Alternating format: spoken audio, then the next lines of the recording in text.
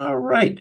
As people pop in from the waiting room, let me welcome you this afternoon to our 2025 Medicare Open Enrollment Deep Dive. My name is Matt Shepard. I'm going to be the moderator today. Presenting today, we've got Center for Medicare Advocacy's Senior Medicare Advocate Melanie Lambert and CMA attorney Christine Huberty. And we're very excited to be joined today by Kristen Griffith, State Health Insurance Assistance, SHIP Program Director for Des Moines, Iowa, and Brandy Bauer, who some of you on this probably know, the Joint Center Director for the State Health Insurance Assistance Program, Technical Assistance Center, and Senior Medicare Patrol Resource Center. Welcome, Kristen, Brandy, Christine, and Melanie. Before we move on, just a little housekeeping. As with all these presentations, your audio and video connectivity is going to be at the whim of your internet connection. If you have audio trouble, note that the audio section of the little control panel for Zoom, you can switch to calling in by phone, like in the olden days, and that'll be a pretty stable connection. Should anyone have trouble watching, please also note that everyone who's registered will receive a link to the recorded presentation once it processes after we close out for today. For today's live presentation, we're going to keep this fairly massive group of registrants muted. We had almost 2,000 registrants, and we have people from across the country, all 50 states. Pretty awesome turnout. So given that, we probably won't get to every question when we have time for discussion and Q&A. But please do note that we have the questions section on that little control panel into which you can type questions. We also have the traditional chat section that every Zoom user is familiar with. So feel free, please, to let us know who you are, where you're from, what you do, anything else you'd like us to know about you. Jeff, my colleague, has put in a nice example there in the chat. For those questions, though, I will be monitoring the question panel, not the chat, so please definitely use that question panel. In addition to questions that attendees may have live, we've received hundreds of questions and comments during the registration process, and our presenters are going to try to address common themes from those during the presentation today.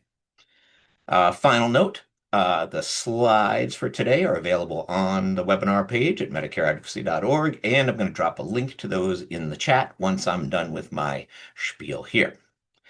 Now, a little bit about CMA before we bring up Christine to get us started. The Center for Medicare Advocacy is a national nonprofit law organization that works to advance access to comprehensive Medicare coverage, health equity, and quality health care for older people and people with disabilities by providing exceptional legal analysis, education, and advocacy. And it's all based on the experiences of the real people who contact us like they do the SHIPs and SMPs every day. Now, with much gratitude to our guest presenters and to all of our attendees, let's get going for real. Christine. And thank you, Matt. And I do, before I get started in earnest, just want to say a special hello to all of those familiar names that I saw on the registrant list from Wisconsin. So it was really wonderful to see and to know that I'm training you all once again. So thank you for that. So we can go to the next slide, Matt. So I have been given the unfortunate task of reminding everyone how we got to the open enrollment period in October and everything that came before it. We asked our registrants to say some things about what was concerning most to them, things that they were worried about, what problems or challenges did they experience. Someone from Connecticut said watching the federal government is painful. Someone else from Rhode Island said she was most concerned about government shutdown, the general chaos and horrible policy program changes, and the federal government. So with that, that's what I'm going to be tackling. And then I will be happily passing it off to Brandy and Kristen and Melanie, who are going to talk about some more specifics of what they saw on the ground. So you can, next slide. So 2025, as we all remember, began with a change in administration. Shortly thereafter, the newly formed Department of Government Efficiency, or DOGE, spurred confusion and what can only be described as chaos as it pertained to the federal agencies that support the Medicare program. In particular, the mass layoffs at the Social Security Administration and the Federal Department of Health and Human Services, that's HHS, that oversees the Centers for Medicare and Medicaid Services, CMS, created confusion, uncertainty, both for the employees as well for any projects or issues that they were working on. As most of you know, a properly functioning Social Security Administration is critical for the effective operation of Medicare because of how the two programs interact. Social Security handles eligibility and enrollment for Medicare. It administers Medicare's monthly premiums, and it plays an especially critical role for beneficiaries with low income by assisting with programs that reduce out-of-pocket medical costs. Those are the Medicare Savings Programs, or MSPs, and the low-income subsidy, or as we know it, LIS, or sometimes extra help. In 2024, former Social Security Commissioner Martin O'Malley testified that Social Security was serving more customers than ever before, with one of the lowest staffing levels in 50 years. Again, that was in 2024. So the massive cuts and reductions announced in 2025 meant that all efforts to modernize and improve Social Security were halted. And I know any of you that have any direct interactions with Social Security offices know how challenging everything was before and how challenging everything got in 2025. CMA has since heard from beneficiaries and advocates regarding office closures, reduction of in-person services, longer telephone wait times, and delays in Medicare enrollment, sometimes over 6 months for a standard enrollment. Reports also, obviously, of low worker morale, increased retirements, and overworked, understaffed workforce that only added to what was an already under-functioning agency. Several other changes came to Social Security unrelated to DOGE. Those were rolled out, including the chatbot. Social Security began using an AI-based chatbot for both the national and then the regional numbers. This meant that individuals must now respond to telephonic prompts in order to receive assistance. Also, Social Security began rerouting calls from busier field offices to offices with lower call volumes in the interest of efficiency. However, this caused immediate problems for beneficiaries because Social Security employees in other offices didn't have the necessary clearance to handle all issues from outside their areas. It also is creating confusion for beneficiaries receiving phone calls from numbers that they don't recognize, cases being bounced around, and all of this also adds to the increasing opportunities for scammers to take advantage of. Next slide. So this brings us to July 4th, 2025, the president signed into law H.R. 1, the One Big Beautiful Bill Act. The law extends tax cuts that were first enacted in 2017 to and funds other administration priorities. The law cuts over $1 trillion from health programs, which is the largest rollback of federal support for healthcare in American history. Although the healthcare cuts will be implemented over several years and primarily target Medicaid and the Affordable Care Act, the ACA or the Marketplace, these broad healthcare cuts also affect many Medicare beneficiaries, including those who are dually eligible for both Medicare and Medicaid. It's important to stress that a cut to Medicaid is a cut to Medicare. 1 in 5 Medicare enrollees rely on Medicaid to help pay Medicare premiums and cost sharing. Nearly 30% of Medicaid funding goes to people with Medicare. And Medicaid is the primary payer for 63% of nursing facility residents, which is how our nursing homes stay in business for the most part. One example of a cut is the 9-year ban on implementing improvements to the Medicare Savings Programs, or MSPs, which help lower income Medicare beneficiaries pay for premiums and those out-of-pocket costs. Any savings from this ban comes from preventing eligible beneficiaries from accessing programs designed to make Medicare more affordable. Now, I know all of you on this call, if you've ever mentioned to anyone that the MSPs exist and that they're eligible, most people don't even know about that. And most people, I think, who find themselves getting those benefits often feel like they've won the lottery. So the idea that this is going to be held back from more people and making it less easy to get access to these programs is disheartening. Additionally, the law blocks nursing home staffing standards and limits Medicare's ability to negotiate drug prices going forward. Next slide. One of the biggest and maybe even less talked about, but yet alarming changes from HR 1 is the new restrictions on lawfully present immigrants. So before HR 1, lawfully present non-citizens, I'm going to say that again, lawfully present non-citizens could qualify for Medicare by meeting work history requirements, or if they lacked the required work credits, by meeting length of residency requirements. So these qualified non-citizens who worked and contributed payroll taxes for the required number of years were eligible for Medicare coverage in the same basis as US citizens. Now, starting immediately, only the following groups can newly enroll in Medicare. Those are US citizens, lawful permanent residents or green card holders, Cuban and Haitian entrants, and individuals from certain Pacific Island nations with special agreements with the US. What has now been completely eliminated is the Medicare eligibility for all other lawfully present immigrants, regardless of how long they've worked and paid into the system. So this includes refugees and people granted asylum, people with temporary protected status, survivors of human trafficking, survivors of domestic violence, and individuals granted humanitarian parole. Now, I want to stress undocumented immigrants or non-lawfully present non-citizens have never been eligible for Medicare. But legally present non-citizens under these categories who have worked and paid into the system will now not get Medicare benefits. So this marks the first time in the program's history that Medicare coverage has been stripped from an entire category of eligible individuals. Next slide.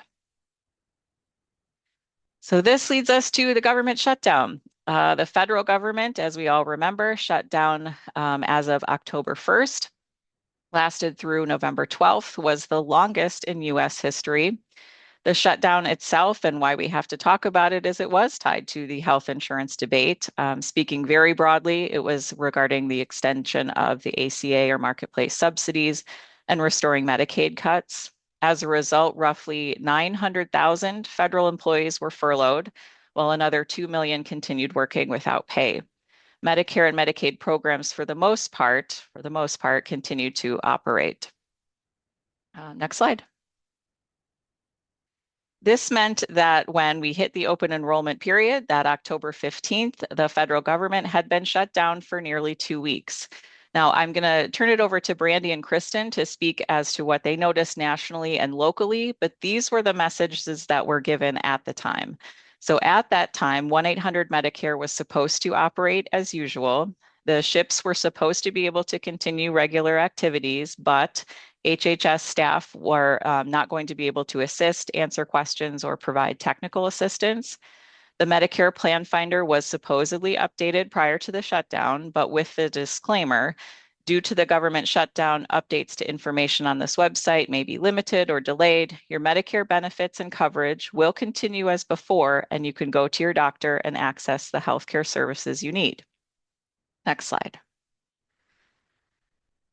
Then on the Social Security side, they made an announcement that it would not be able to provide all in-person service requests, for example, proof of benefits letters, or update or correct earnings records. The SSA website stated that offices were still open, but operating in a reduced capacity, offering only what it deemed as essential services. So notably, this did not include replacing Medicare cards or providing benefit verification letters, as I mentioned before.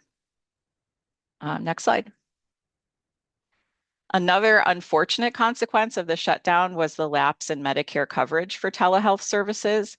Telehealth, as we all remember, became not only popular, but very necessary during the COVID-19 pandemic. Eliminating the requirements for in-person office visits became incredibly important, especially for individuals living in rural areas without transportation or with compromised immune systems. Recognizing this value, Congress has since taken steps to extend the COVID era flexibilities, however, in most cases, only temporarily. So this extension lapsed on September 30th of 2025, and at which point many providers canceled or postponed telehealth appointments. They reverted to requiring in-person visits. They were concerned about whether they were going to get paid. When the government opened again, then on November 13th, the telehealth flexibilities were again extended, but only through January 30th of this year, which is Friday. As of today's date, I do not have a current update on whether they're going to be extended going forward after July 30th. If anything has happened, it might be happening right now while we're on this webinar. But we're at that cliff again, and the result is the uncertainty, and it's very, very difficult, as you know, to the beneficiaries who are just trying to maintain regular medical appointments, but also to the providers who are having a hard time riding these waves of uncertainty and concerns about continuity of care as well as getting paid. So another just unfortunate consequence of that shutdown that continues. Next slide. So if I were to summarize 2025 in one word, it would be confusion.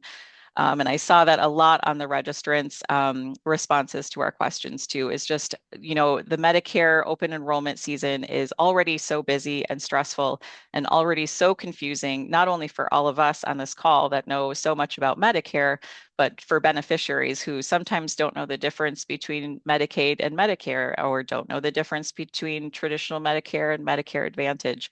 But the confusion of this year just added to that confusion on whether federal workers had jobs, on whether offices were open, what services were provided, about their healthcare coverage, about eligibility, confusion on healthcare, whether their healthcare was, how much it was going to cost, confusion of future programs, whether phone calls would be answered or websites would be updated. So we have to just remember that this is what we were working with. This was the world that we were coming into, a year of confusion, leading to an already busy and stressful time, which we all recognize. So with that, I will happily turn it over to Brandy, who will go into more detail about what that looked like on the national scale. So thank you. Thank you, Christine. We can go to the next slide. I'm Brandy Bauer, Joint Center Director for the SHIP and S&P Centers, and we can go on to the next slide.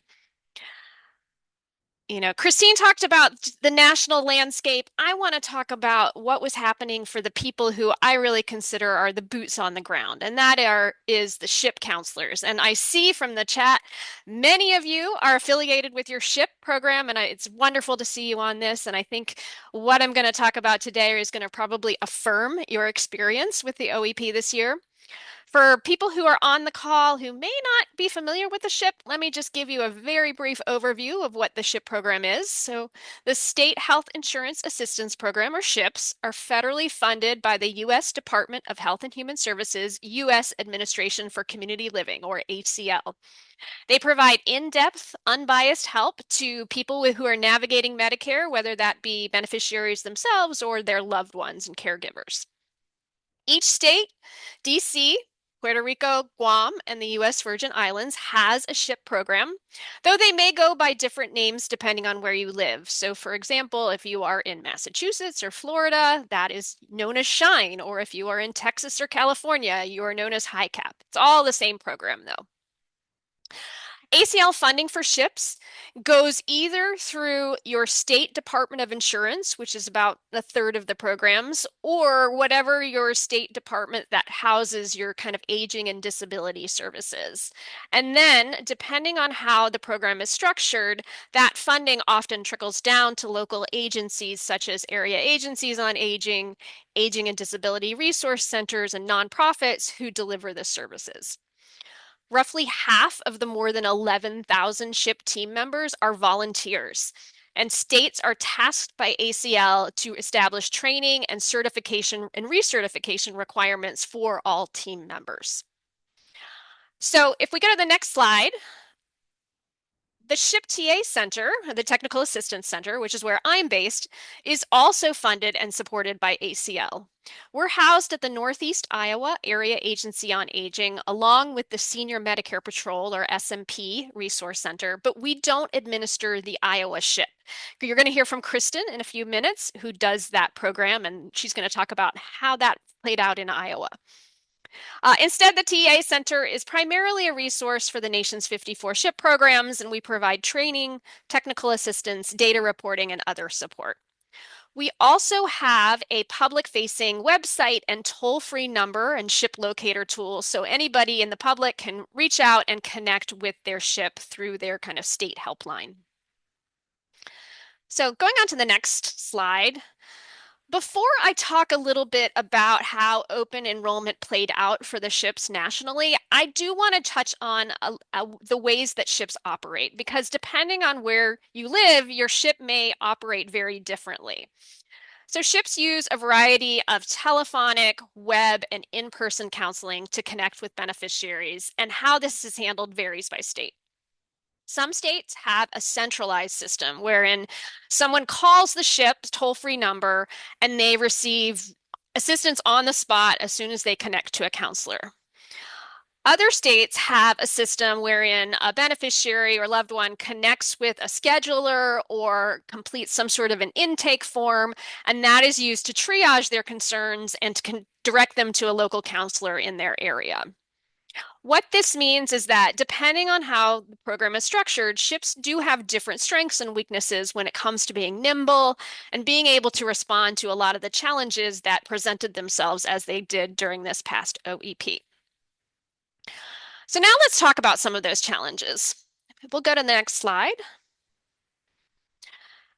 Well, one of the things I wanted to point out is that in the midst of all this kind of chaos that was happening at the federal level, what was happening at the private plan level was a lot of Medicare Advantage plans and some Part D plans were terminating their contracts or exiting entire regions, meaning that hundreds of thousands of plan enrollees needed to find new coverage options.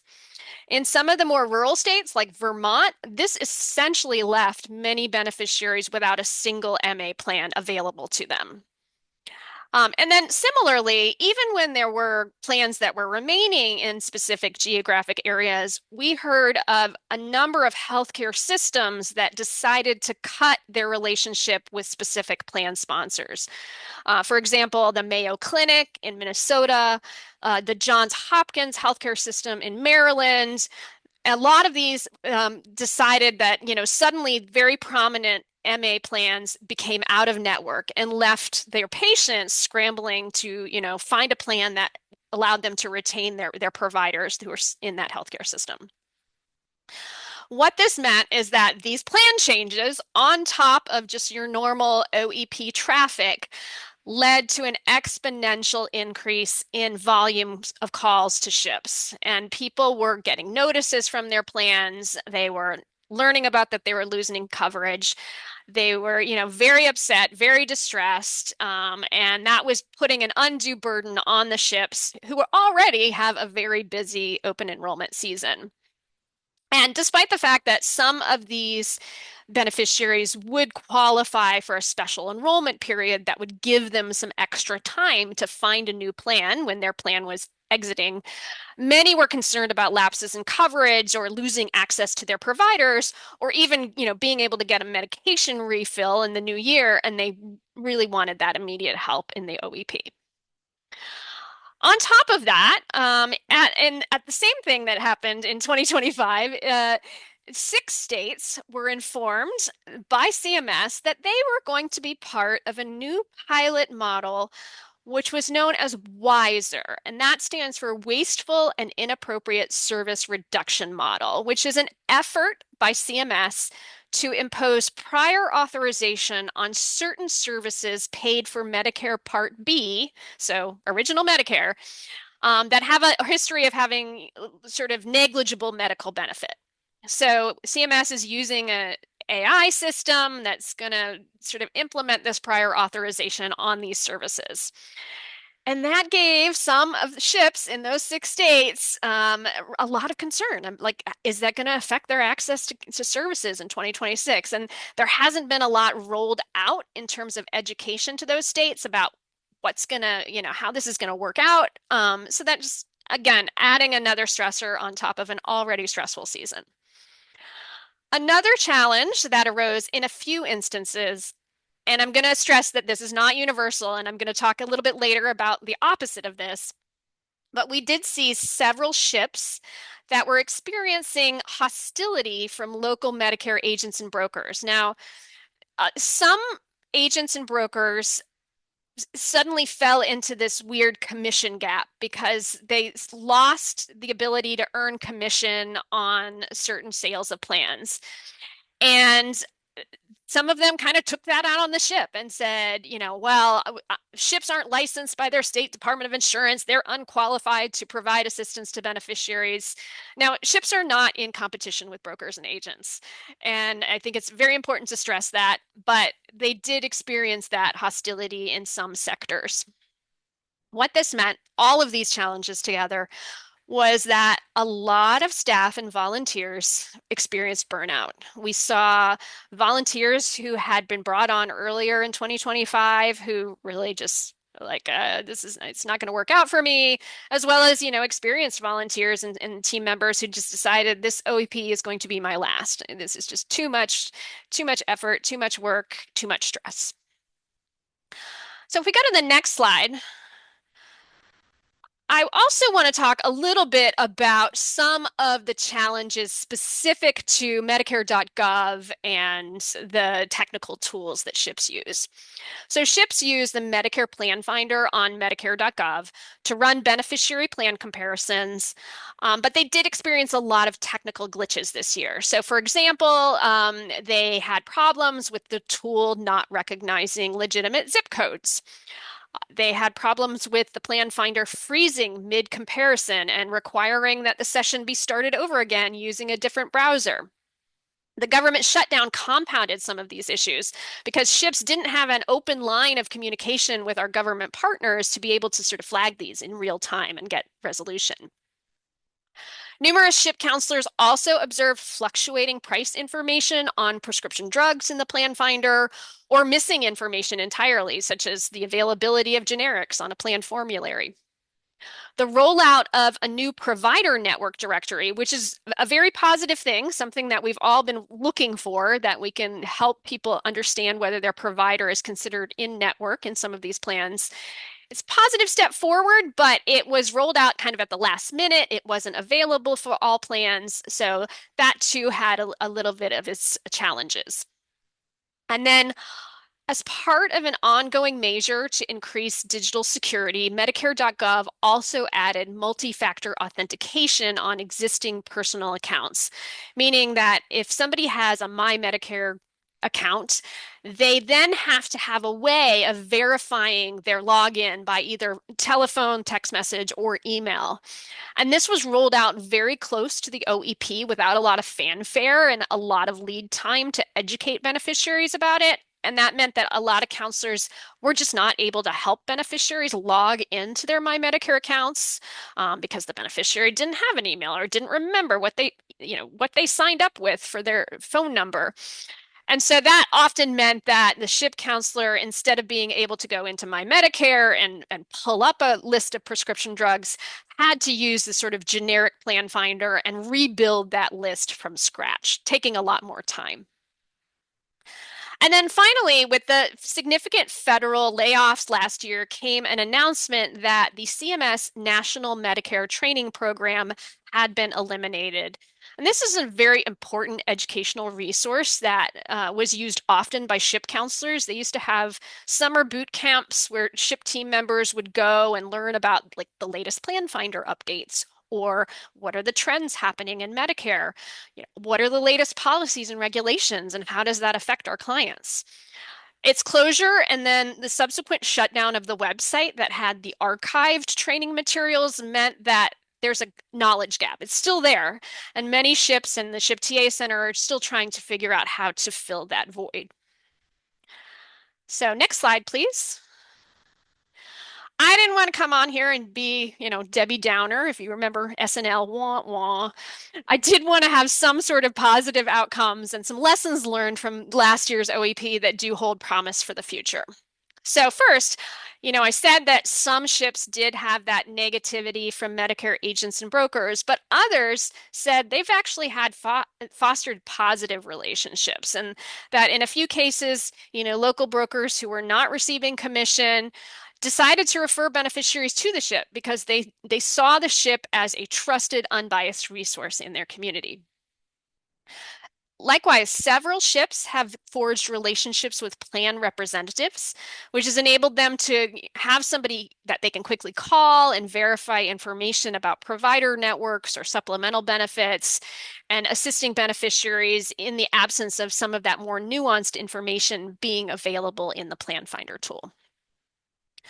A few ships have created new outreach and educational materials to better triage people who are calling to the OEP for the first time. So in Washington State, for example, they developed a Medicare Jumpstart toolkit that has been translated into 14 languages and includes a folder and instructions for preparing for the OEP, how to use the Medicare Plan Finder, and how to understand your coverage options. In Wisconsin, one agency created a YouTube video that walks beneficiaries about how do you create a Medicare.gov account, and also how do you use that multi-factor authentication. And then finally, just several ships have noted that, just being an ongoing presence for beneficiaries, being able to pick up the phone and have a beneficiary talk to a live human being was a good thing. They were able to validate some of the confusion and the frustration that beneficiaries are feeling, and also just kind of be a source of comfort for people who may have been on the line for a long time with Social Security or not been able to get through to a live person through some of those other means. So if we go to the next slide. So in the coming months, the SHIP TA Center is going to be working with ships to look at ways to further triage beneficiaries and provide some advanced education ahead of the OEP. That way, we're able to provide some foundational education and free up some ships' times to really focus on the actual meat of providing plan comparison and enrollment work. So another thing that we're working on is to be supporting efforts to boost volunteer recruitment, retention, and to support professional well-being, because we know that burnout is no good, and any ways that we can help alleviate some of that stress, we want to do so. SHIPS also identified a need for greater consumer education and advocacy around other avenues to help people who may be losing their Medicare coverage. And that includes, there's a lot of confusion and lack of knowledge around how people affected by plan terminations can take advantage of special enrollment periods, as well as around Medigap guarantee issue rights. And Melanie's going to be talking about this in a few minutes, so I won't go into these, but this is an area where we certainly have identified the need to create more training materials, not only for ships themselves, but also the public. And then finally, the next slide, before I turn it over to Kristen, I'm going to just mention a few of the resources that we have available to attendees. We do have at shiphelp.org our SHIP TA Center website and SHIP Locator tool, as well as a blog about Medicare topics. Late last year, the AARP Public Policy Institute published this issue brief that provides a great historical overview of SHIPs and key data on how they help beneficiaries. And then finally, the SHIP TA Center partners with Medicare Rights Center to develop a lot of training and educational materials on a variety of Medicare topics. They also have a Medicare interactive tool, which is a kind of online question and answer forum on Medicare. And we encourage you to use that to get a lot of questions answered. And so with that, I'm going to turn it over to Kristen Griffith, who's going to talk about how this played out in Iowa. All right, thanks, Brandy. Although somebody did just say you look like Tina Fey, and now that's going to stick in my head, just so you know. But let's go on to the next slide, please, Matt. So again, Kristen Griffith, I'm the director of the Iowa State SHIP SMP, and I want to speak a little bit about the experience as a SHIP on the ground and what we saw with our processes during OEP. Let's go to the next slide. So I wanted to start with a little bit of background. Brandy had mentioned earlier that the SHIPs are structured differently across the nation, even though every state and territory does have one. In Iowa, we've actually been a SHIP, and we spell it with two I's, so a little bit different than the standard. But we've been a SHIP for 35 years. I guess 1990 is when we started, so we've been doing this for a while. And the structure that we use is we actually partner with other entities to provide the service. And so we partner usually with hospitals or clinics, although sometimes also with community organizations such as libraries or senior centers or AAAs. And we assign a memorandum of understanding with those entities. And then basically how the partnership works is that that entity will provide the day-to-day volunteer management and the supports for the volunteers, the space, maybe a computer, access to a phone. And then what we will bring is the subject matter expertise. So we'll make sure that the volunteers are trained. We'll make sure that they're certified or recertified each and every year. We'll have resources available to them when they have questions. If they're counseling somebody, we've got an 800 line. They can call in and talk to one of our staff if they have a question. But really, it's that subject matter expertise because we want to make sure that they are providing the best and the most accurate information to Iowans that we can. Now, as far as our volunteers themselves, we are, all of our volunteer counselors are well, just as I said, volunteers. I'd say about 95% of them are true volunteers, meaning that they volunteer for this just as out of a sense of wanting to give back to the community. The other 5% are in-kind volunteers. So we do have a few folks that may be a navigator, a financial aid navigator, or a social worker at a hospital that could also be trained as a SHIP volunteer. Across the nation, we've got around 400 volunteers. That number fluctuates a little bit, but that's usually where we stay. And then we've got an additional 300 volunteers, and these are mostly in-kind volunteers that help, again, with that site management at the site. So they're going to be coordinating volunteers at the site. They're going to be the on-site contact for volunteers. They're going to help out with scheduling. If there's paperwork or setting up Medicare.gov accounts, they're going to do kind of that office assistance work.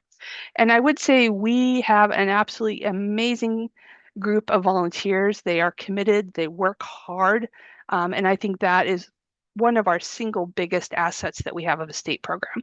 The second biggest asset, I would say, is our staff. We've got a small but mighty staff of 9 folks. We work out of the Iowa Insurance Division. I would also say we are very lucky to have amazing staff that want to do a great job of serving Iowans and supporting our volunteers. And then out of the Iowa Insurance Division, we get really good supporters, our home base, to make sure that we have the resources we need to be able to serve Iowans and answer their Medicare questions. Let's go to the next slide, please. So I can show you exactly what we did during the open enrollment. This is our 2025 data. So again, the open enrollment goes from October 15th through December 7th. During that time, with our around 400 volunteers, we had over 46,000 client contacts. A client contact for us is anytime information is shared about Medicare. So that would not include a phone call where we, gave a phone number for Medicare, a phone call for Social Security. This would be where information was actually transmitted about Medicare. Of those 46,000 contacts, 42,000 of them were unique beneficiaries. So 42,000 Iowans received service. And we did see a pretty significant increase, 7% up from last year's OEP. That was not something that was planned. We did not have an increase in resources. What that truly represents is simply the fact that the volunteers were putting more time in this year than they did last year. Overall, that averaged to 114 contacts per counselor. What's been really interesting, I think, around how we've been serving volunteers is we did see, during COVID, almost everything moved to phone counseling. And since COVID, we've seen this bounce back into in-person. So about 65% of our folks during OEP were served through in-person counseling sessions. And then I've got some data on enrollment assistance. You can see we helped more with drug plans than we did with Medicare Advantage plans. Okay, let's go to the next slide. So what lent itself very nicely to creating this presentation is the fact that we do a survey right after OEP and we send it out to our 400 volunteers and we say, give us your feedback about OEP. And really what we're looking for is feedback on how well their site's supporting them, how well we're supporting them as the state of Iowa office. But they also use this to provide any other thoughts that they have. And so we actually got a lot of feedback on that survey about some of the external factors, that had impacted the OEP. So I put it into one of these word cloud thingies. And what that does is, depending on the prevalence of a certain word, it increases the size of it. So I think you can see, first and foremost, the single biggest issue that the volunteers had from OEP was issues around Medicare.gov. And then after that, authentication is up there. Of course, clients and people are going to be up there, but I'm going to go into depth a little bit more on some of these bigger challenges that we saw. So let's move to the next slide. All right, Medicare.gov. So I know Brandy talked a little bit about some of the issues. We saw the same thing on the ground. We had the crash because of Amazon Web Services, which hosts the Medicare.gov website. Again, that's where we go to be able to run the plan finder and help folks with comparisons. That was down, I think, once, maybe twice, right at the beginning of OEP. We had a lot of problems with the issues of zip codes, where you entered a zip code and the system would crash or freeze. And then we just had a lot of other unexplained crashes or freezing of the system. And we do a lot of work, actually. We have a dedicated staff member who just answers plan finder questions. And so we make sure there's somebody there to help with that technical piece. And we also do a lot of educating and reminding right before OEP about clearing your cache, clearing your history, making sure there's nothing going on with your machine, with your laptop that's going to create issues. But even despite our best efforts, we had a lot of issues with the system just freezing up. And that was a lot of feedback we got from the volunteers. And then the question mark, again, sometimes we just don't know why it was crashing. We did see the issue with the plan finder providing inaccurate pricing. I had it myself. I was actually trying to help somebody, and I don't even know the words for it. You put in the prescriptions, you'd run the comparison, you do it 10 minutes later and get different pricing. And this is a huge issue because we are providing information to people about what their options are. And if we can't provide accurate information, I think, I mean, first of all, we create situations where people can make decisions that are going to be harmful for themselves. Not only that, we are, I would say, hurting the reputation of SHIP and SHIP counselors being able to provide accurate services because people depend on us. And then the third thing I really know is I talked earlier about having, 400 plus volunteer counselors that do amazing work and take pride in the work that they do. And the last thing they want to be doing is talking to somebody and giving them incorrect information. So I think it's really hard on counselors. And I know that's something that leads to burnout when, they want to have pride in the work that they're doing, but they're not even sure if the pricing is correct when they're trying to assist somebody. And then the last thing we saw was the multi-factor authentication, which was just a mess. I mean, that was something that came out right before OEP. We weren't quite sure how it was going to work, so we really couldn't train on it very well. We do training to all of our volunteers right before OEP. And then just, we've got folks on flip phones. We got folks coming into the office that, don't know their passwords and their emails because they're back at the house. I know there was one SHIP office that reached out to us that said, you know what we have to do? Our SHIP office is actually in the basement. If somebody has multi-factor authentication on their phone, one of us has to run the phone up to the first floor so that we can actually get a signal to be able to get that code to log into their account. So it just created all kinds of chaos for us. And that was one of our volunteers' biggest concerns. And I do have a quote up there. This is actually a quote from one of our volunteers that talks about Kristen, our trainer, sending out some great information. But they talk about the problem, when the information isn't good in Medicare.gov and how it makes them even question their own abilities to do this. Okay, Matt, let's go to the next page. Oh, Medicare Advantage plans continued, and I don't think this is something that I would say is new, this OEP causing problems. Medicare Advantage plans, just by design, are harder to provide comparisons on. So during OEP, when you have a short window of time and you are trying to serve as many folks as you can, it's a lot harder to counsel on a Medicare Advantage plan than a drug plan. You're right. You're not just looking at prescriptions, pharmacy costs. You're trying to figure out questions of, what network is in coverage, what are the supplemental benefits, what's available in your county. There are just so many more pieces that you have to look at. So that was a big issue for us again. There were also some challenges around supplemental benefits. I think across the board, it felt like supplemental benefits for Medicare Advantage plans had been reduced this year. And those are kind of the bells and whistles that you get, the gym memberships, the mom's meals, looking at things like that. But where we definitely saw a significant cut was some of the supplemental benefits that go with the DSNP plans. And why that was such a big challenge was a lot of those benefits, if you're thinking of things like, over the counter, or especially the grocery cards, people rely on those to get by. And the fact that they weren't available this year and they were trying to figure out, which of these plans is going to cover my health care and also help me pay for groceries. And our response was, you're not there's not really anything there. That was a huge challenge.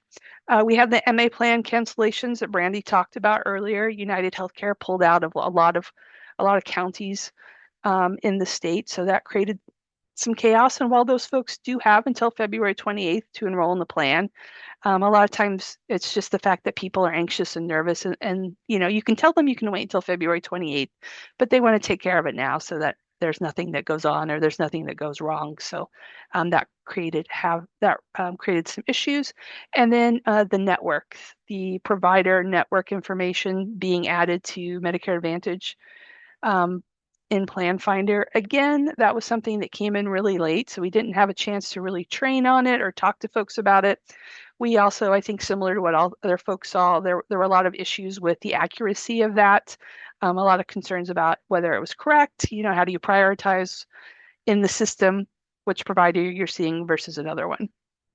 And you can see this is just a quote from one of our counselors talking about the fact that, the Medicare Advantage information that was in Plan Finder was not very accurate or very useful to them. All right, let's move forward. And the last thing I want to talk about, which Brandy also spoke about when she talked about burnout, is just some of this increasing demand on our volunteers that we are seeing. And there are a few factors that are driving this. I mean, one of the trends that we saw that picked up steam in Iowa was that agents weren't receiving commissions for some plans.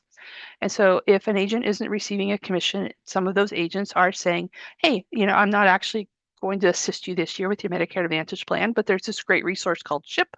I can send you over there and they can assist you. So I think that's just creating more demand for our services. And if the trend with reducing commissions continues, that will stay. The other thing that I heard about this year that I hadn't heard about in the past as much was how much what was happening in the environment kind of directly or indirectly took a toll on the volunteers. And what I mean by that is the volunteers said, it's not just that people are stressed and anxious about the open enrollment and what plan is best for them, but there's also folks that are worried about their SNAP benefits being cut or worried about LIHEAP and being able to heat their home. And so those beneficiaries are bringing those stressors into that SHIP counseling session, and the SHIP counselors are trying to help them with their Medicare needs, also knowing that they have these other needs and maybe trying to figure out how to make some referrals there. But I did hear from SHIP counselors that it took a toll on mental health this year, trying to serve folks and the stress that already exists when those people are coming with other needs and concerns. And I pulled this quote because I think that this is the challenge right here is how do we help volunteers and how do we support them to balance? Because they were trying to help more people this year, knowing how bad the situation is. But then we also get to the point where if you're doing that, you're going to burn out sooner and we're going to lose great counselors, who maybe in the past would have stayed a few years, but now make it 1 or 2 years because the ask that we have of them for SHIP counseling is simply too great. Okay, let's go to the next slide. So the future, these are some of the things that we're grappling with is, how do we continue managing that demand for services? We know the baby boom peak hasn't quite hit, so our numbers are going to continue going up. I mentioned earlier that we provided direct service to 42,000 Iowans, but we've got 620,000 on Medicare, so we're just scratching the top of that. We also know that we're seeing some of those changes in populations where, we're seeing more and more seniors and fewer younger folks. And how is that going to impact what we do and how we interact? And then that trend with agent commissions, if it continues, and that is no longer a resource for Iowans, then that's going to add even more pressure to an already stressed system. And then we're trying to figure out how do we continue creating supports to address some of the complexities that we're seeing. The Medicare Advantage plans and network changes, how do we continue to train on that and help people understand that? Our casework needs remain really high. That's folks that need help because maybe a prior authorization didn't go through, or there was a billing issue, so we do a lot of casework.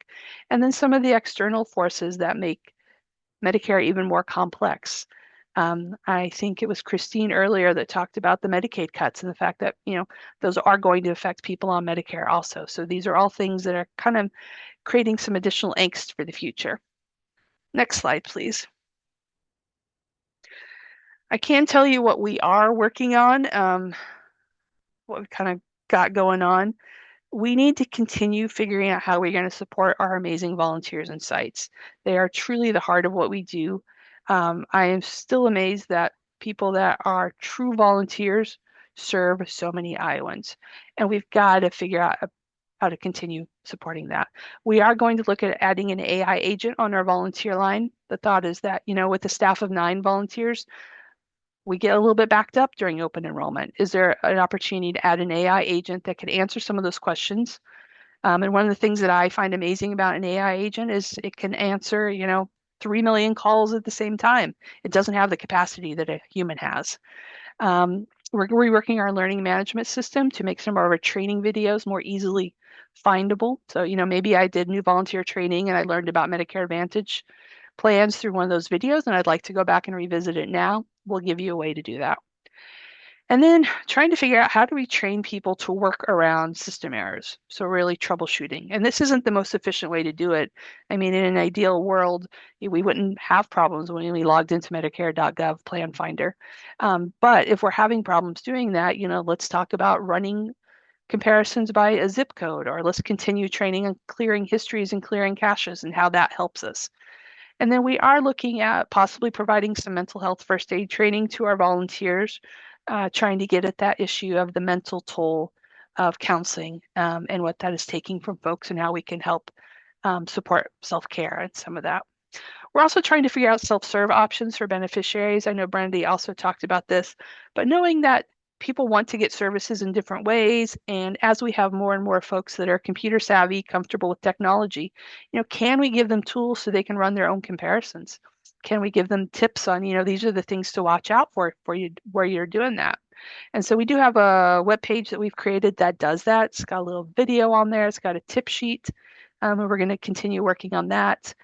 We've also created another page that is targeting more kind of folks that are turning 65 or not turning 65 and retiring, and it walks through different scenarios depending on your age. And those are also resources that we're trying to get out to HR managers, for example, and folks like that. Again, trying to figure out how do you stem or how do you turn some of that tide before it gets to you, either as casework or as folks that need counseling. And then we're still trying to figure out how we be realistic about what we can do. Again, one of our biggest struggles is the volunteers, wanting to serve everybody. And especially if you're in a smaller community and these are your neighbors and friends and they know you and they know what you do. Yeah, how do you manage telling them, I can't help you this year during OEP because I don't have any slots left. I don't have any time left. Because I think what our volunteers tend to do is try to figure out ways to serve everybody. And so helping them figure out what that looks like and what we can do is going to be a challenge moving forward. And I believe that is my final bullet. So I'm going to pass it back to Melanie. Thank you, Kristen. And as a former SHIP director for Connecticut, I just want to say thank you to Kristen and Brandy for really highlighting how valuable the SHIPs are and the benefits that they provide to beneficiaries. It was a really wonderful overview of all of the important work that you and your teams are doing. So I'm Melanie Lambert. I'm the Senior Medicare Advocate with CMA, and I'm going to go over some of what we think are key considerations for Medicare beneficiaries and advocates heading into 2026, now that we've thoroughly reviewed all that happened in 2025. So to start, I want to highlight, sorry, next slide, Jeff. I want to highlight some of the opportunities and circumstances that allow beneficiaries to make enrollment changes outside the annual fall open enrollment period. First, the Medicare Advantage open enrollment period, or MA-OEP, which runs from January 1st to March 31st each year, allows Medicare beneficiaries who are currently enrolled in an MA plan with or without drug coverage to switch from one Medicare Advantage plan to another, or to switch from a Medicare Advantage plan to traditional Medicare with or without a standalone Part D plan. Medicare beneficiaries cannot use the MA-OEP to switch from traditional Medicare to Medicare Advantage. It can only be used if you are already enrolled in a Medicare Advantage plan. And Brandy touched upon the fact that there are so many different special enrollment periods, and many of them are complex and confusing. And I want to highlight some key special enrollment periods that are particularly relevant this year in light of many of the changes to the Medicare landscape that were just discussed. Many of you wrote in your registration comments that you saw significant glitches and issues with the Medicare Plan Finder during this year's open enrollment period, and we just heard that as well from Kristen and from Brandy, and also from Christine in terms of the shutdown of the Medicare.gov website during open enrollment. So there were problems with provider directory accuracy and the website shutting down altogether and so forth.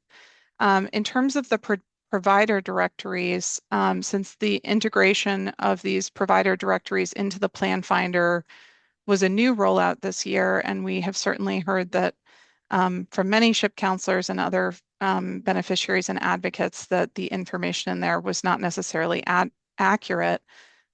There is a temporary special enrollment period for beneficiaries who made enrollment choices based on incorrect provider directory information in the Plan Finder tool. To access this special enrollment period, beneficiaries must have actually used the Plan Finder to enroll in a plan for 2026, and they must have discovered their preferred provider was not in the MA Plans network as it showed in the provider directory on the Plan Finder website within 3 months of the effective date of the plan. We've also talked about how so many Medicare Advantage and Part D plans left the market this year. So we wanted to highlight the special enrollment period for enrollees in an MA plan or Part D plan that is not renewing or that is terminating or that will no longer be serving the beneficiaries area as of January 1st. The special enrollment period for these circumstances begins December 8th and ends the last day of the subsequent February. So in our current year, that would end February 28th of 2026. And this basically allows for extra time to make an enrollment change for someone who missed the notice that they would have received in the fall that their plan is no longer being offered in the coming year. Though, as Brandy mentioned, it can still lead to coverage gaps if an enrollee did not select a plan before the first of the year, as they won't have a plan in place for January. This is because, like most special enrollment periods for Part C or Part D, any enrollment change is effective the first of the month following the plan's receipt of the enrollment application. There's also a special enrollment period for a significant change in an MA provider network. Brandy also mentioned, these large health systems that left MA networks in the past year. So when CMS determines that a provider network change is significant, it can instruct the Medicare Advantage plan to notify affected beneficiaries that they are eligible for this SEP. And the Medicare enrollment and disenrollment guidance states that an enrollee is eligible for this SEP if they are assigned to, currently receiving care from, or have received care within the past 3 months from a provider or facility being terminated from the plan's provider network. And this SEP would last for 2 months after the month of that notification. There are many other SEPs related to involuntary disenrollments, new eligibility for Medicare, or for certain types of plans and other changes of circumstance that affect enrollment and eligibility, and far too many for us to go over today. But some of those circumstances include involuntary termination from Part B, enrollment in Part A or Part B during the general enrollment period, which we're in right now. It goes from January 1st to March 31st of each year. There's also a special enrollment period for those who are losing eligibility for a special needs plan, losing eligibility for Medicaid or for extra help, being impacted by a declared emergency or disaster, or something as simple as moving into or out of a planned service area, including leaving incarceration or returning to the US after living abroad. And the upshot in terms of what to keep in mind is that in most circumstances, people who are involuntarily disenrolled from their plan or newly eligible to enroll are usually eligible for an SEP to make a plan change or to pick up a plan. There's also a catch-all exceptional circumstances SEP for situations that fall outside of the explicitly defined circumstances of all the specific SEPs So if someone believes their ability to enroll in a plan of their choice occurred due to error or malfeasance or circumstances outside their control, and those circumstances fall outside the existing SEPs, they can call 1-800-Medicare and request an opportunity to enroll and essentially plead their case. And Medicare will make a determination on a case-by-case basis. And I should say SHIPs can often help with guiding beneficiaries through that process as well. Brandy also mentioned there's not enough information out there about Medigap guaranteed issue rights. It's definitely an area where rights are not equal in terms of enrollment compared to Medicare Advantage, as beneficiaries have limited circumstances in which they have a guaranteed issue right to purchase a Medigap policy in most U.S. states after their Medigap open enrollment period ends. So a guaranteed issue right means that Medigap carriers must sell you a Medigap policy, must cover all your pre-existing health conditions, and can't charge you a higher premium for that policy due to pre-existing health conditions, age, gender, or any other factor a carrier may otherwise use for underwriting purposes.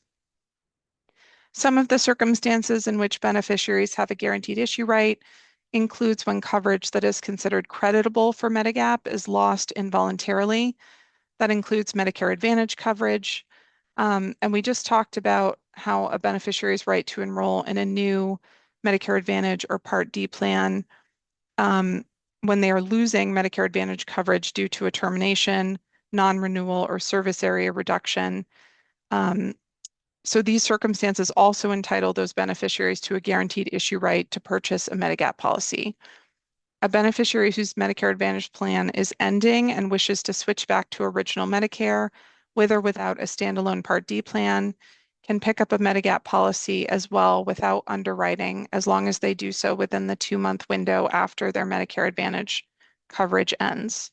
And MA plans are supposed to notify enrollees who are in these terminating or non-renewing plans of their Medigap guaranteed issue rights. Beneficiaries who are already enrolled in original Medicare and lose employer coverage that's secondary to Medicare also have a guaranteed issue right.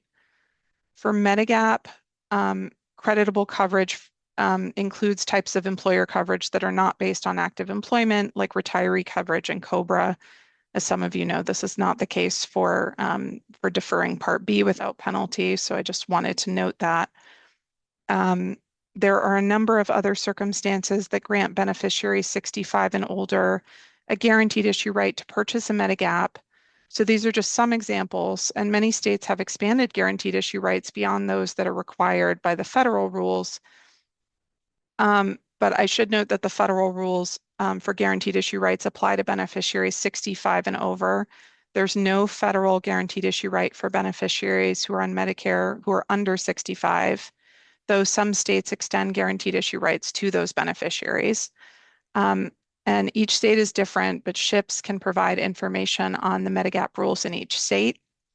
That being said, if you believe you have a guaranteed issue right and are denied issuance of a Medigap policy, or you are told that you must answer health questions and be subject to underwriting in order to purchase that policy when you have that guaranteed issue right, I would strongly suggest you should submit a complaint to your state's Department of Insurance.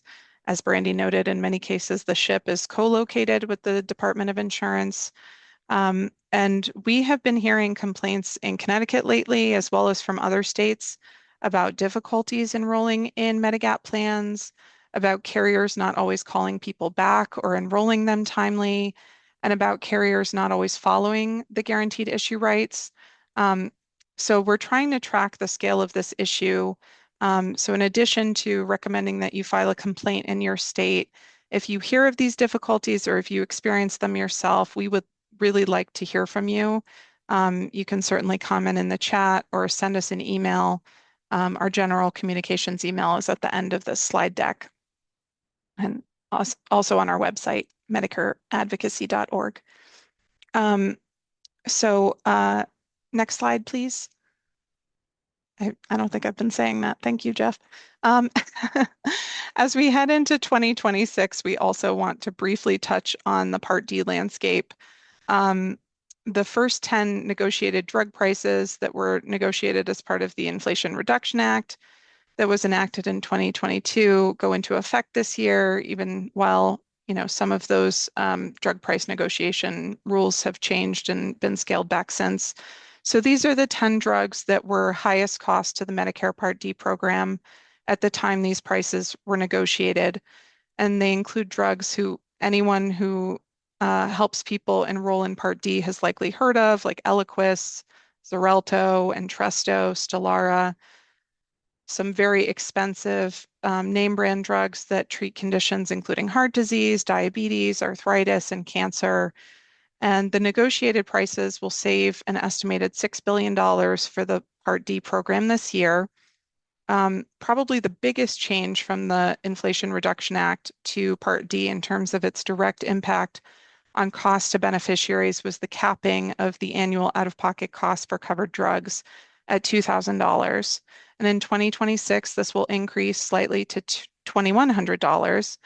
And the maximum Part D deductible will increase from $590 in 2025 to $615 in 2026. It's worth noting that these increases in beneficiary out-of-pocket costs are calculated in part based on projections of overall Part D expenditures, which means the negotiated drug prices indirectly help keep these costs from rising faster. Other Inflation Reduction Act provisions that are continuing this year include no cost sharing for adult recommended vaccines, capped cost sharing for a month's supply of insulin at $35, and the Medicare Prescription Payment Program, which allows beneficiaries to spread the costs of their medications over the course of the year. And this can be especially helpful for those who have high-cost drugs in the beginning of the year. And despite the recent pullback in subsidies to support Part D premium stabilization efforts and fewer Part D options in 2026, Part D premiums still decreased on average from 2025 to 2026. Nonetheless, we know that some standalone Part D plans substantially increased their premiums this year, and with fewer options in general for Part D and fewer benchmark plans, which are plans that have a zero premium for beneficiaries with extra help, the beneficiaries who are in traditional Medicare who have a Part D plan may still struggle to find a plan that has an affordable premium and also covers all of their medications in 2026. Next slide, please.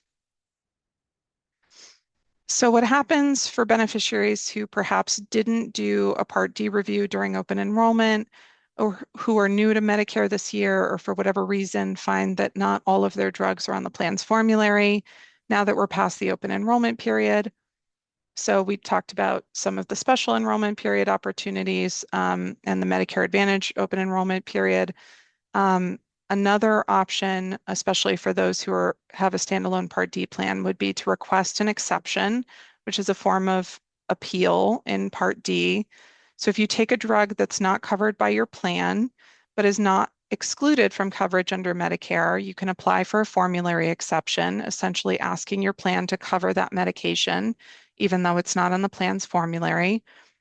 And if you take a drug that has restrictions like step therapy, prior authorization, or quantity limits that create a barrier to how your provider has prescribed the medication or how you benefit from the medication, you can also apply for a formulary exception to ask the plan to lift those restrictions. If you must take a more expensive version of a medication for a documented medical reason, you can apply for a tiering exception, asking the plan to cover that drug at a lower tier, or essentially a lower cost. But it can't be simply because it's expensive. It has to be because you have to take a higher tier version of a drug versus a lower tier version of that type of drug due to side effects or another medical reason for being unable to take the lower tier drug. The most important piece of a successful exception request is a supporting statement from the prescriber explaining why the medication is medically necessary. And it's generally best if your prescriber submits the exception request on your behalf to the plan. If you need the drug right away, you can ask your prescriber if they can submit an expedited request, which will require the plan to respond more quickly to that exception request. If you're denied your exception request, You can follow the instructions and the denial notice to appeal, and I would recommend working with your prescriber to do that. If the exception is granted, the formulary or tier exception will stay in effect until at least the end of the calendar year, with the plan having the option to continue it beyond the end of the calendar year if you remain enrolled in the plan. If you're newly enrolled in a plan that you did not realize didn't cover your medication, or you're switching to a new plan, or you didn't realize that there were restrictions on a medication that you were already taking, with kind of the key being that this is for a drug that you're already taking, you may be entitled to a one-time transition fill to receive a 30-day supply of that uncovered drug, or that drug that has restrictions like step therapy that might otherwise prevent you from getting it right away, or to have continued coverage. So this can also buy you time while you apply for an exception, or while you work with your provider to find an alternative medication if necessary, or if that exception is not successful. Next slide, please. For those who end up in a situation where they are unsuccessful in getting coverage for a necessary drug, they can turn to one of these seemingly ubiquitous drug discount programs like GoodRx or Cost Plus Drugs. These programs are an alternative to Part D. They cannot be used in combination with Part D benefits, but they're just so popular now that I felt that it was worth mentioning. And it also means that out-of-pocket costs paid using one of these discount programs do not contribute toward the maximum out-of-pocket threshold for Medicare. So you may end up paying more out-of-pocket in total if you use both one of these discount programs and your Part D benefits. That being said, for someone with a high-cost drug that's either not covered by Part D, or which an exception request is ultimately unsuccessful, these discount programs may be a way to avoid paying the full retail price of the drug. Next slide, please. So I'm sure many of you are familiar with the Extra Help program, the low-income subsidy that Christine mentioned. These can greatly reduce, the Extra Help program can greatly reduce out-of-pocket drug costs for those who qualify. It eliminates the Part D deductible entirely and significantly reduces, or sometimes entirely eliminates, the premium for the plan, as well as the copays for covered drugs. These are copays for covered drugs, though, so beneficiaries still need to make sure to review their coverage every year, even if they have Extra Help. I have heard from beneficiaries before saying, oh, I don't need to do that, I have Extra Help, but you still need to make sure your medications are on the plan's formulary in order to ensure that you can get the Extra Help level copays that you would be entitled to. Extra Help also entitles enrollees to additional flexibilities around changing your enrollment outside of the open enrollment period, and can provide enrollees with immediate temporary drug coverage through a program called the Low Income Newly Eligible Transition Program, or LINET, if they fail to sign up for a Part D plan. I still feel this is one of the lesser known benefits of Extra Help. It's a program that people can sign up for at the pharmacy, at the point of sale. It's just a wonderful program that can help when somebody, for example, transitions from Medicaid to Medicare, didn't sign up for Part D. There's situations like that where it can provide someone with immediate drug coverage. Most states use the federal income and asset eligibility guidelines for Extra Help, but some states have higher income and asset limits, and SHIPs in each state do a lot of work to help people apply for Extra Help if they qualify, as well as the Medicare savings programs, which can help beneficiaries pay for their Medicare Part B premium and sometimes additional cost sharing. If you qualify for the Medicare savings programs, you would automatically qualify for Extra Help. And enrolling in Extra Help can also automatically enroll you in the Medicare savings program, though it doesn't always work as smoothly in that direction, which was part of the streamlining rules that Brandy mentioned earlier that have been unfortunately delayed.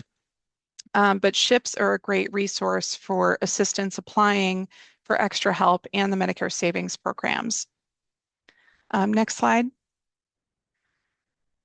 So finally, I want to note some considerations for those who are enrolling in Medicare for the first time in 2026.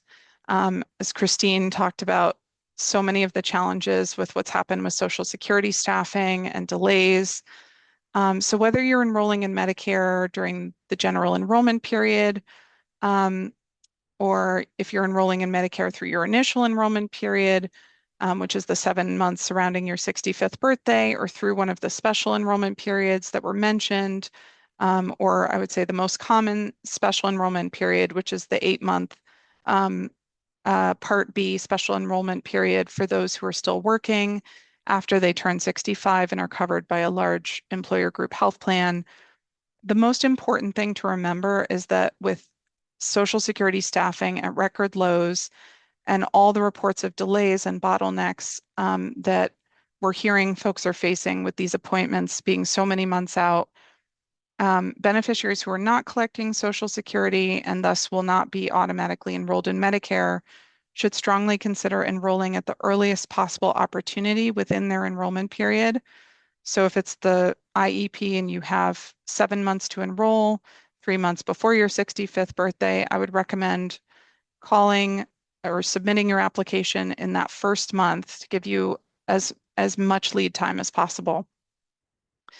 If you have a simple, straightforward enrollment and can manage to enroll online through the Social Security website, this is also a great way to help ensure your application will be more likely to be processed timely. And if you submit your application by mail or in person, if you're given the option for an in-person appointment, be sure to keep copies of absolutely everything in case something gets lost and you need to later prove that you submitted your application timely.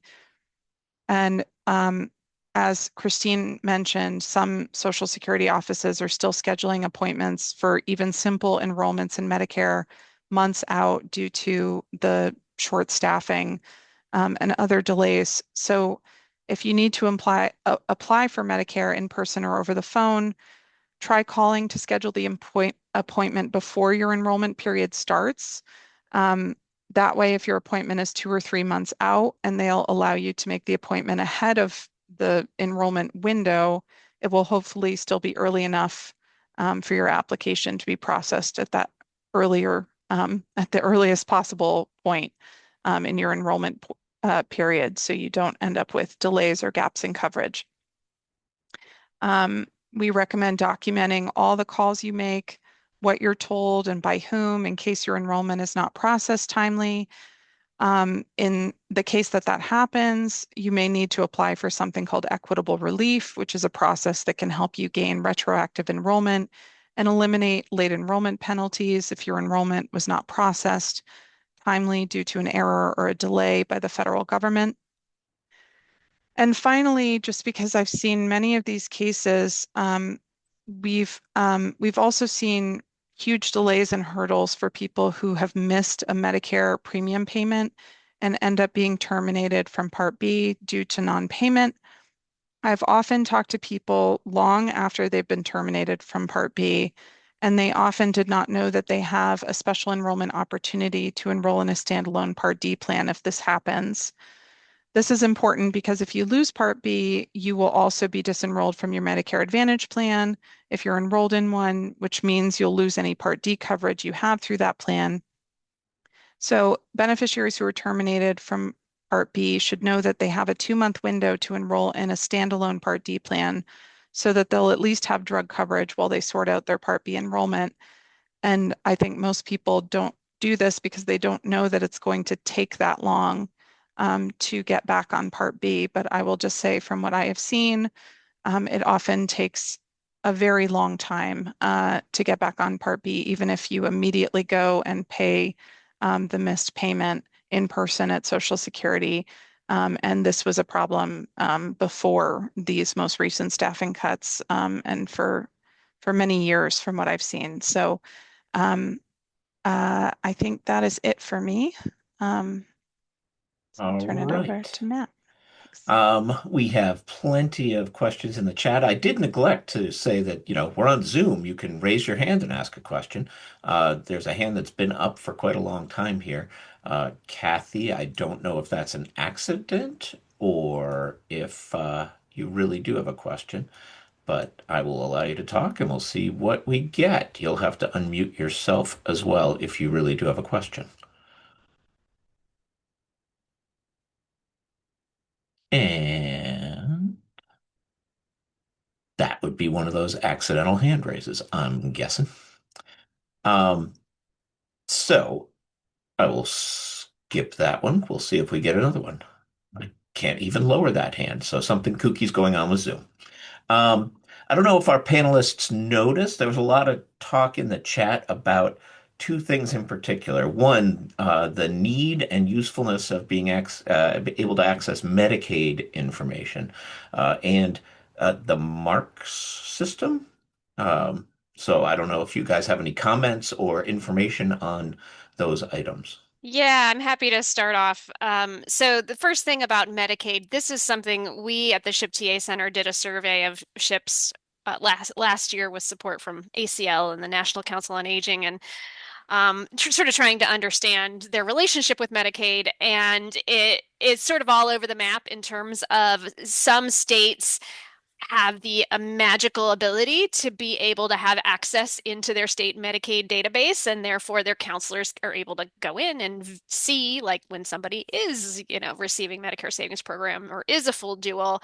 Other states do not have that, and that is, obviously it's on a state by state basis. It's something that we at the SHIP TA Center have been really trying to work with the National Association of State Medicaid Directors to kind of educate them about why this might be useful to, facilitate those relationships between SHIPs and Medicaid, and allow that access, because in those areas where SHIPs do have that, even if it's view only access, it's a win-win for everybody, because SHIPs are able to better serve duals and able to make cross referrals between those programs. But on a nationwide basis, again, it varies depending on where you live, your access to that information.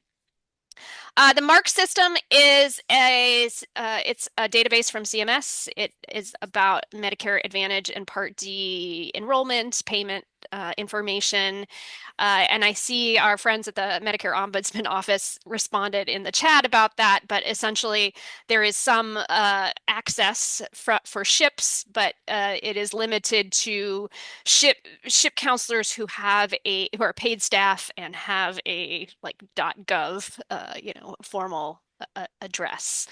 But you can talk to your SHIP director about that and whether you would be eligible for that access. Awesome. Thank you, Brandy. We also had a theme going on. Basically, people want to know, so, all right, you're reporting on these inaccuracies on the plan finder. Has there been improvement there? Or is that still going on?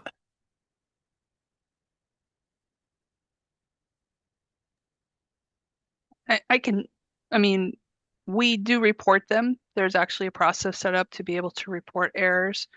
In a normal, not government shutdown situation, we also would have been able to reach out to ACL, which is our funder, and they can also sometimes put a bug in CMS's ear. But there's a formal process to reach out. This year, I would say that even when we reached out, things would basically get passed up the line, and we did not quickly see resolution. The issues I think have mostly been fixed, but also it's a lot harder to tell right now just because there's not nearly as much traffic in the system. Every now and then we hear about a glitch, but it hasn't been as frequent post OEP is what I would say. Thanks very much, Kristen. A lot of people mention that multi-factor authentication. Is that something that is here to stay? Any talk about changing that process? Yeah, to everyone's bane of existence. Unfortunately, this is really part of a kind of federal cybersecurity measures. So it's not something that's going away. We're going to have to learn to live with it, but we're going to also have to learn to figure out how to better educate people on how to use that if they are going to, in fact, set up a mymedicare.gov account. Right. Unfortunate, but thanks for the answer. I have a hand raised. Jackie, if you want to click on your microphone to unmute yourself, we can hear from you. I'm just going to keep trying. And I'm just going to keep failing. All right.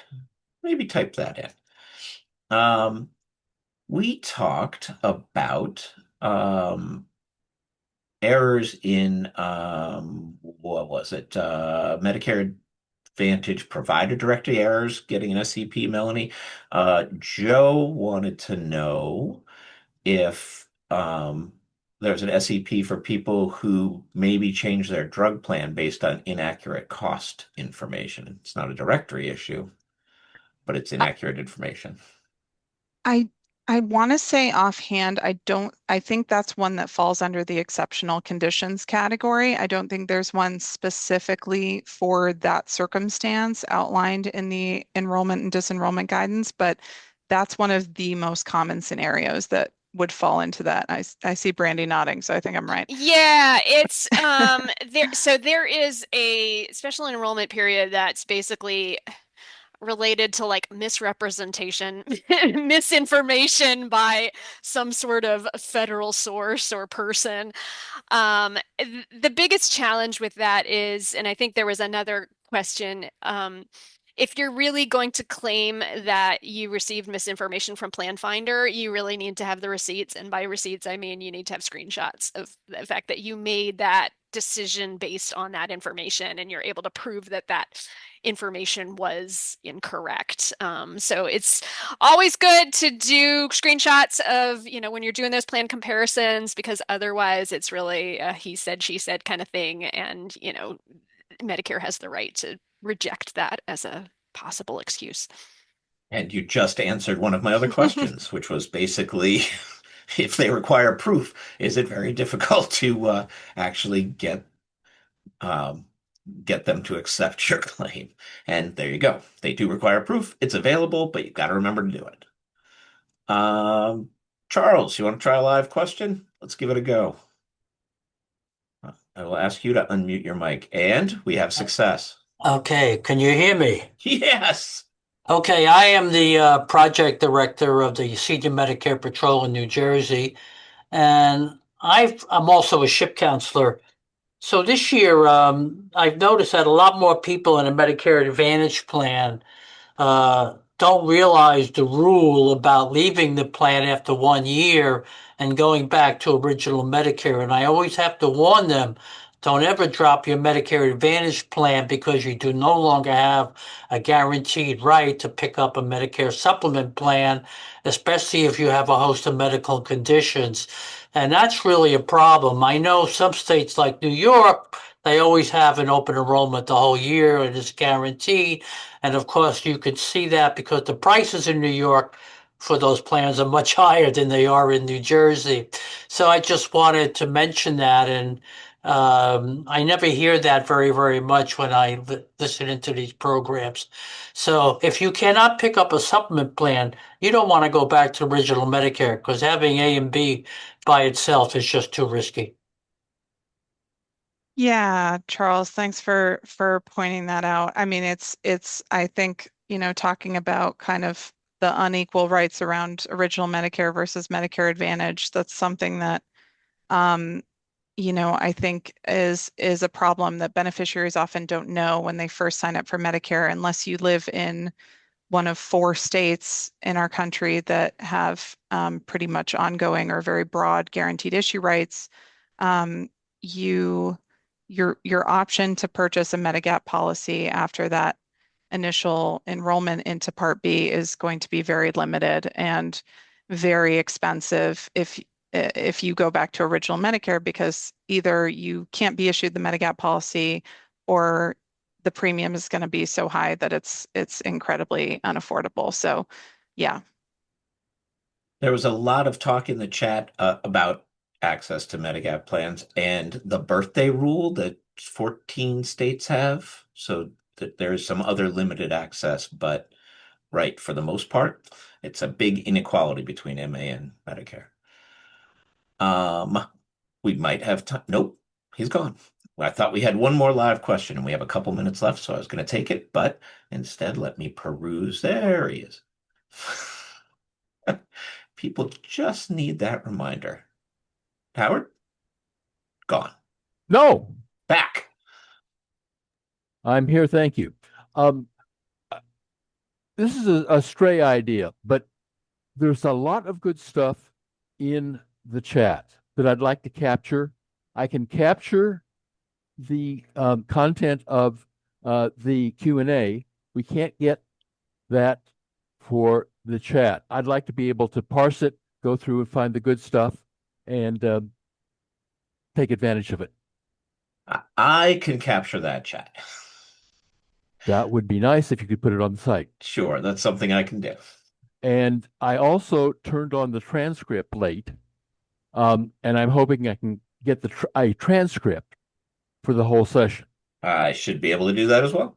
Thank you. And the last thing is, I think that many of the counselors have little charts that we've made that are explanatory, like perhaps the poverty level chart, showing what the steps are, both numerically and dollar-wise. But there's no place to really throw these that just have like a blog almost, that people could post useful charts. How about the SHIP TA Center resource? I was just actually going to say, Howard, if you are a SHIP counselor and Yes. have access to the SHIP TA Center site, I would work with your sort of state director to see if you want to upload that. That's the type of thing we encourage, peer sharing of resources that other people can use and adapt. But do you have a tag or a link to a particular place that has, I will say, vetted contributions, but why go through the state if we can just send them to you and you decide whether they might be useful? Because we leave things at the discretion of like the state director for kind of what represents their state on the website. So Sorry, yeah. I'm talking about things like the IRMA step chart for the Part B premium if you make more than $100,000. Yeah. I have a step chart that shows what it looks like so people can understand the concept, because it's not like income tax that is a gradual slope line. Anyway, thank you. Yeah, plug for the SHIP TA Center. Absolutely. Send things in. It's a great resource. And a plug to the ships in general. I know that there was some talk of burnout from Brandy. We had a question about what the average burnout time is. Please don't burn out. We love you guys. Yeah, and that was a great question. I don't think that we have the data, and I imagine it varies significantly by state program. What I do know is that ACL publishes they send a SHIP report to Congress each year, and they publish that on their website, and that gives a sort of amalgamated view of like how many team members there are across the country in SHIP, and the numbers have remained relatively steady over the last several years, but we don't necessarily know more nuanced of what the turnover is, and I expect it's very different, and you'd have to talk to your state to sort of understand how that looks in your state. All right. Thanks again. We are a little bit over our time limit. I blame myself. I want to thank everyone who attended today. Thanks to our fantastic presenters, and particularly to Brandy and Kristen for taking the time out to join us today. We love, I'll say it again, partnering with the SHIP programs whenever we can. Everyone stay tuned on our website for future presentations. And I will be sending out links to the recording, slides, chat, transcript once we conclude today and get that recording processed. Thanks again. Any final thoughts? Thanks everyone for coming. It's a great final thought. And now I will conclude today's presentation. Bye-bye, everybody.